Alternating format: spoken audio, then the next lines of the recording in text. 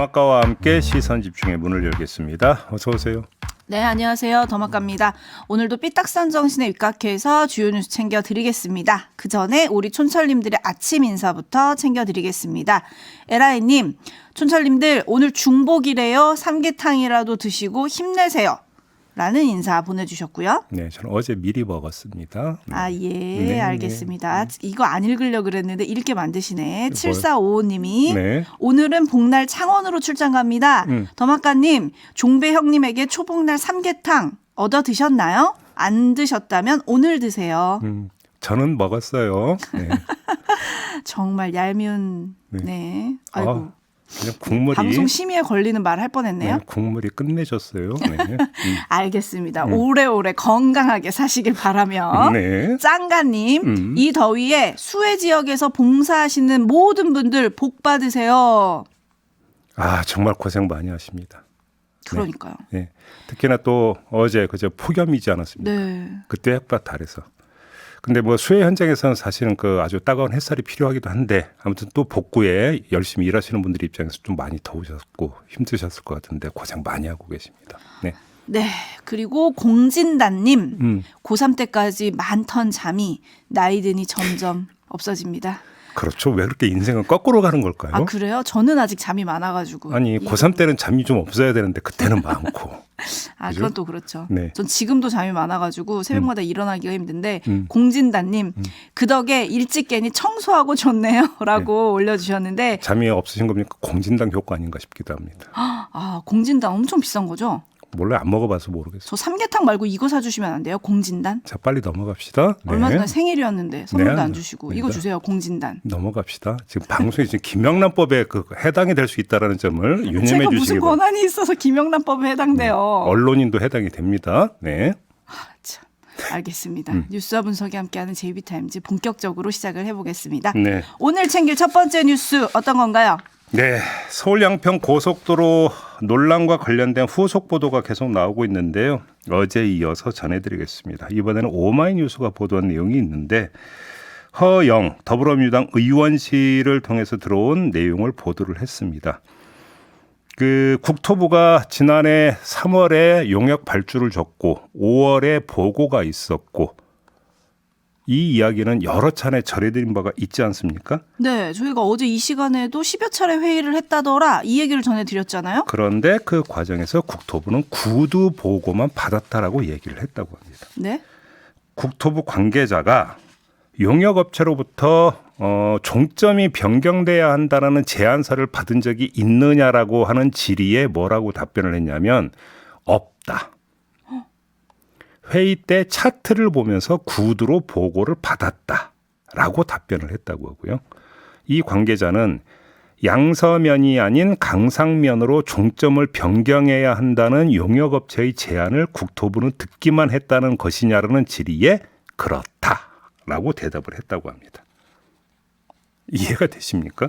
이렇게 중대한 사안을 구두 보고만 받고 이렇게 했다고요? 어제 이 소식 전해드렸죠. 지난해 5월 16일 최초 보고부터 올해 5월 8일까지 모두 16차례 보고가 진행이 됐다는 그 사실을 어제 전해드렸는데 그렇죠. 국토부 관계자가 해당 회의에 처음 참석한 건 지난해 5월 24일이었고요. 네. 총 16번 진행된 회의 가운데 국토부 관계자가 참석한 건 11번이었다고 하는데 이 회의에서 차트만 펼쳐놓고 그냥 구두 보고만 받았다라는 건데 제가 정말 이해가 안 되는 게 공무원 사회의 특성이라는 게 있지 않습니까? 네. 세금을 쓰지 않습니까? 그렇죠. 그러면 세금을 허투루 쓰면 나중에 문제가 될 수가 있지 않습니까? 그렇죠. 그래서 근거를 남기지 않습니까? 그렇죠. 그 근거를 남기는 게 문서 아닙니까? 그럼요. 특히나 이게 한두 푼 들어가는 사업이 아니지 않습니까? 그러면 당연히 나중에라도 문제가 될 소지가 있어서 공무원 입장에서는 구두 보고만 하겠습니다라고 한다 안 됩니다. 문서 제출하세요라고 오히려 먼저 말하는 게 상식 아닙니까? 그리고 상례 아닙니까? 그런데 억수로 돈 많이 들어가는 고속도로 건설 사업에서 구두 보고만 받았다? 그 얘기는 무슨 얘기입니까? 정식 제안이 아니라는 얘기가 돼버립니다. 그런데 그냥 덜컥 받아서 바로 추진을 한다? 이해가 되십니까 이게? 이해가 안 되죠. 공직사회의 통상적인 업무 추진과는 너무나 다르다라고 하는 거고요. 그래서 정말 이게 실화냐? 팩트 체크를 해봐야 되지 않느냐 싶은 생각까지 들 정도 이 점 하나를 이야기하고 네. 그리고 이게 사실이라고 한다면 도대체 국토부는 뭐가 급해가지고 문서로 된 정식 제안서 보고서도 받지를 않고 바로 추진을 합니까? 도대체 뭐가 급해가지고 이것도 규명돼야 된다 이 말씀을 드리겠습니다. 그리고 어제 전해드렸던 또 하나의 그 소식이 있죠. 이 양평 공흥지구 담당자 그래서 고발 조치됐고 수사를 받고 있던 사람이 과장에서 국장으로 급승진됐는데 이게 전진선 군수가 원포인트 승진 인사를 했던 것이었다. 요 점 어제 전해드렸죠. 전해드리지 않았습니까? 네. 전진선 군수가 한겨레 기자에게 이렇게 말했다고 합니다. 아니 이 사람 그 수사받고 있는 거 몰랐습니까? 아마 기자가 이렇게 물어본 것 같아요. 네. 그랬더니 수사 중이란 사실을 몰랐다라고 대답을 했다고 합니다. 아 정말요? 이것도 정말 이해가 안 되는데. 자, 두 번의 고발 수사 의뢰가 있었습니다. 2021년 11월에 양평 공흥지구 위협과 관련해서 시민단체가 고발을 했는데 이때는 대상이 성명불상의 공무원이었어요. 그러니까 그렇다고 할 수 있어요. 그런데 한 달 뒤인 2021년 12월에 경기도가 경찰에 수사 의뢰를 합니다. 수사 의뢰 대상에 공무원 4명이 특정이 됐어요. 그런데 전진선 군수가 수사 중이란 걸 몰랐다라고 하는 말이 성립이 될 수 있는 겁니까? 인사를 하기 전에 인사카드 꼼꼼히 보지 않을까요? 이 사람이 어떤 일을 했고 어떤 일에 연루가 됐고 이런 것들 당연히 보는 게 상식 아닌가요? 아니 이게 수사 중이면 승진을 시켜주는 게 아니라 오히려 인사 배제를 하는 게 일단 수사 결과가 나올 때까지 배제를 하는 게 상례인데 아니라는 거잖아요. 몰랐다라는 게 말이 되지 않는데. 아니 그래서 그러니까 정기 인사에서 여러 사람 하다가 그러니까 끼어 들어간 것도 아니고 이 사람만 국장으로 승진시켜 준 거잖아요. 네. 거기는 그렇다면 아주 다급하거나 특정한 목적이 있었기 때문이라고 봐야 되는 거 아닙니까? 그런데 그러면 그 사람을 콕 찍었다라는 거잖아요. 주목을 했다라는 거잖아요. 그런데 수사 중인 걸 몰랐다? 이게 이해가 되십니까? 그런데 여기서 중요한 게 하나가 지금 공통점이 도출됩니다. 제가 지금까지 말씀드린 두 가지에서 국토부는 정식 제안서도 없는 상태에서 뭐가 급해서 그러면 구도 보고만 받고 추진했는가라고 하는 뭐가 급해서라는 말이 성립이 나왔어요. 급해서, 네. 전진성 군수도 그러면 수사 결과도 기지 않고 뭐가 급해서 이 사람만 콕 찍어서 승진시켜줬는가라고 하는 또 뭐가 급해서라고 하는 질문이 나왔어요. 공통되지 않습니까? 네. 도대체 뭐가 급해서 공직사회에서 흔히 볼 수 없는 상례에 어긋나는 이런 일 처리가 이루어졌는가. 이게 오늘의 문제 제기가 되겠습니다. 널 사탕현님이 설마 그런 중대한 사안을 구두 보고만 받았을까요?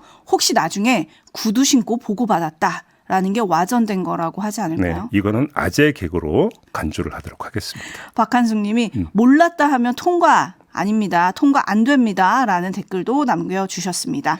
관련해서 박광원 더불어민주당 원내대표가 어제 이 문제를 갖고 이렇게 시간을 끌 게 아니라 우리 당은 국정조사를 통해서 명확하게 진실을 밝히자는 입장이다. 이런 말도 했어요.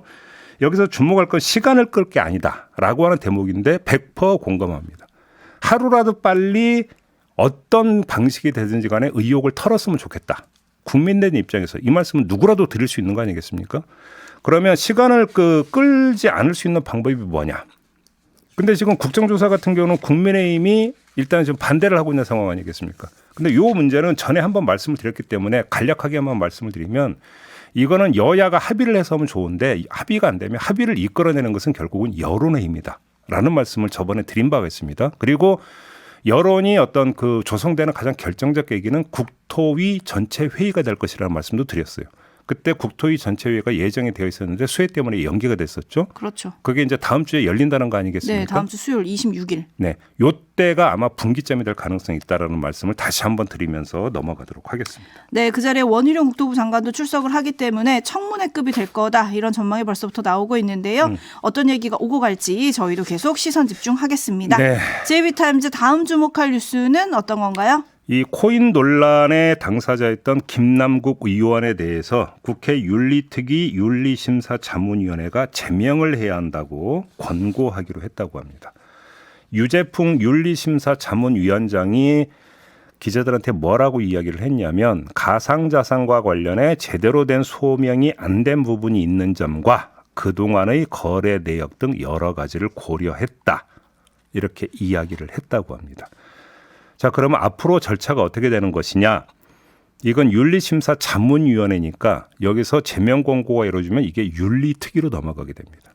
윤리특위에서 2단계를 거치게 됩니다. 윤리특위 소위에서 검토를 해서 여기서 처리가 된다면 윤리특위 전체 회의로 넘어가서 의결이 되면 그다음에 국회 본회의로 넘어갑니다. 본회의로 넘어가서 의원 3분의 2의 찬성을 얻어야 제명이 결정이 됩니다. 결론이 뭐겠습니까?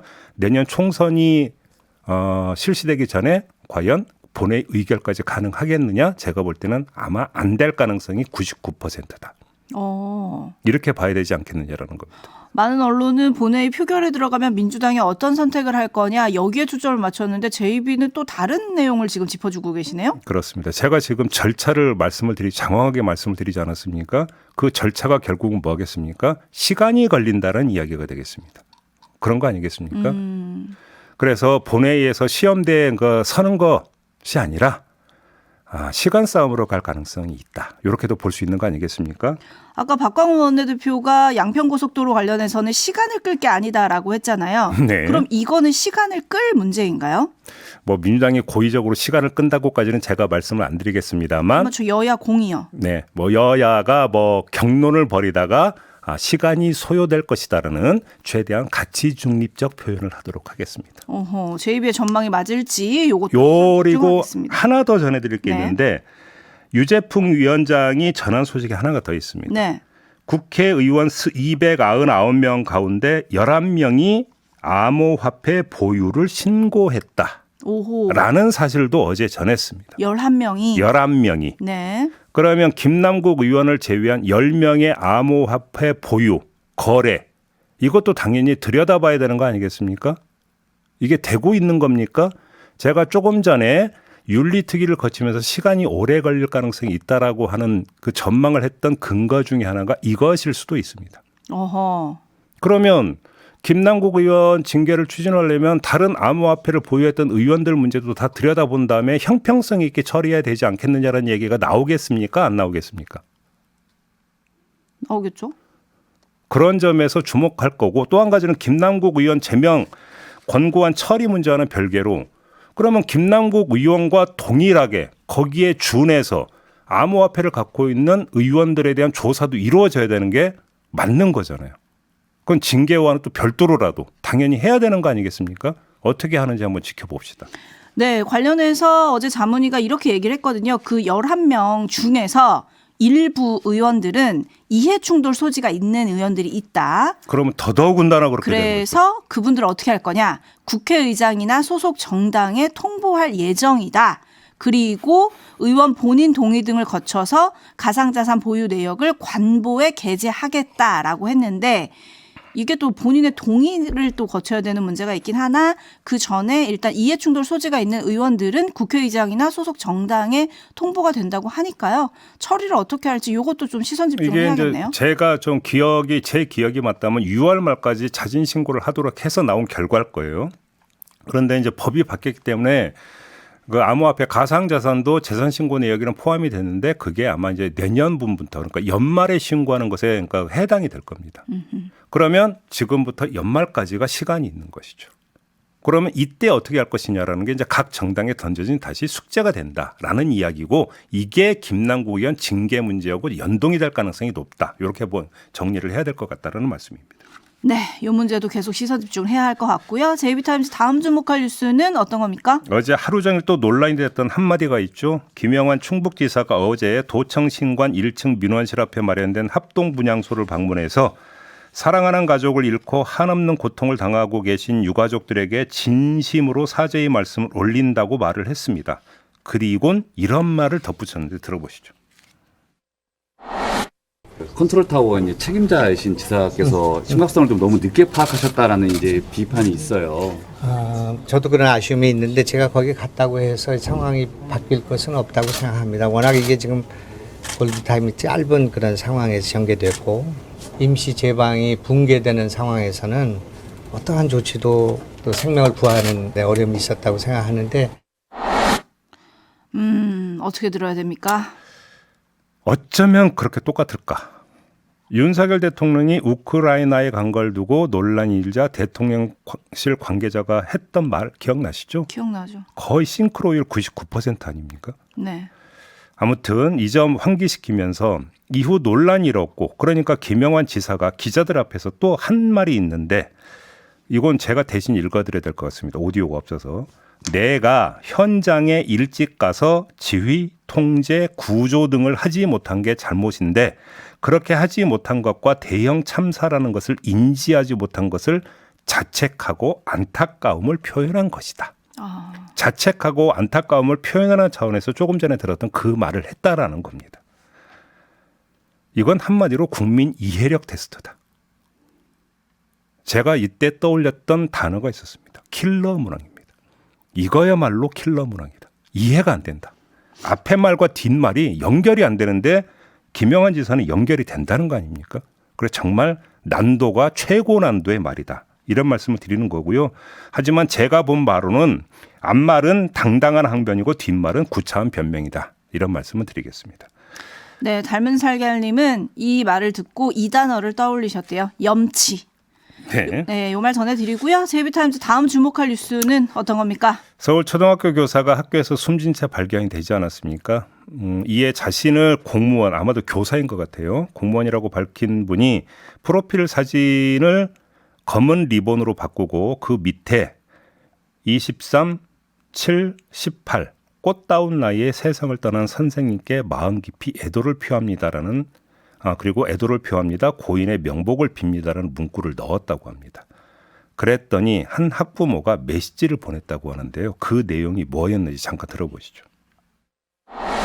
이른 아침에 죄송합니다. 다름이 아니고 선생님의 프로필 사진이 학생들에게 부정적인 영향을 미칠 수 있을 것 같아서요.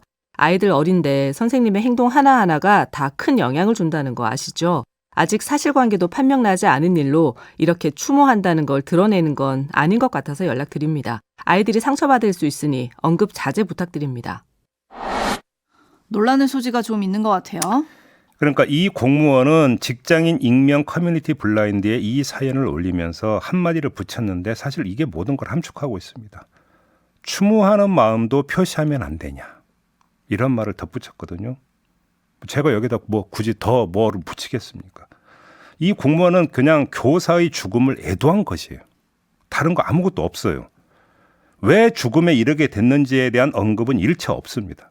그런 점에서 학부모의 반응은 한마디로 과잉 반응이다. 과민 반응이다. 이런 얘기를 안 할 수가 없는데 아무리 아이들에게 숨기려 해도 선생님의 부재 사실을 숨길 수 없잖아요. 그리고 어제 학교 앞에 근조화한 놓였잖아요. 아이들도 봤을 거 아닙니까? 도대체 뭘 숨기겠다라는 거고 뭘 그러면 경계를 하는 건데요. 뭘 어떻게 자제를 부탁드린다는 이야기가 되는 겁니까? 네? 오버하지 좀 마라. 이런 말씀을 드리겠습니다. 네, 환장의 커플님이 직장 상사도 이러지는 않을 것 같습니다. 라는 의견 보내주셨고요. 물푸레님은 애도할 때 애도하는 게 부정적 영향일까요?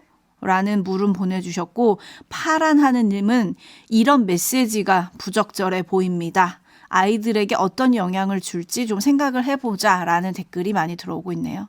아니 애도도 마음대로 못하는 세상이면 그게 좀 제대로 돌아가는 세상입니까? 그건 아니지 않습니까? 그렇죠. 이런 일이 일어났을 때 어떻게 어른들이 대처하는지를 보고 아이들이 배워가겠죠. 언급 자제를 부탁드리는 게 아니라 과민 반응 자제를 부탁드리면서 오늘 JB타임즈는 마무리를 하도록 할까요? 네, 관련한 자세한 이야기는 저희가 또 잠시 후 3부에서 짚어볼 예정이니까요. 네. 계속 시선 집중해 주시기 바라겠습니다. 자, 이렇게 JB타임즈 마무리하겠습니다. 더마카 수고하셨어요. 고맙습니다.